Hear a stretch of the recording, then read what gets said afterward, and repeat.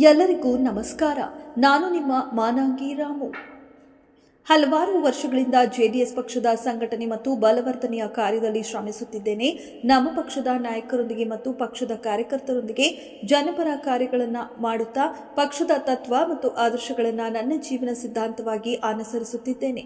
ಇಂದು ನಾನು ಸಿರಾ ತಾಲೂಕು ಜೆಡಿಎಸ್ ಯುವ ಘಟಕದ ಅಧ್ಯಕ್ಷ ಹುದ್ದೆಗೆ ಆಕಾಂಕ್ಷಿಯಾಗಿರುವೆನು. ಈ ಹುದ್ದೆ ನನಗೆ ದೊರೆತರೆ ಯುವಕರಿಗೆ ಹೊಸ ಶಕ್ತಿ, ಹೊಸ ಆಶಯ ಮತ್ತು ಹೊಸ ಭರವಸೆ ನೀಡುವ ಉದ್ದೇಶದಿಂದ ಶ್ರಮಿಸುತ್ತೇನೆ. ಜೆಡಿಎಸ್ ಪಕ್ಷವನ್ನು ಯುವ ಜನರ ಪ್ರಭಾವಿ ನೇತೃತ್ವದೊಂದಿಗೆ ಇನ್ನಷ್ಟು ಬಲಿಷ್ಠಗೊಳಿಸಿ ತಳಮಟ್ಟದ ಜನರ ಸಮಸ್ಯೆಗಳಿಗೆ ಸ್ಪಂದಿಸುವ ಪಕ್ಷವನ್ನಾಗಿ ಮಾಡುವ ದೃಢ ಸಂಕಲ್ಪ ನನ್ನದು.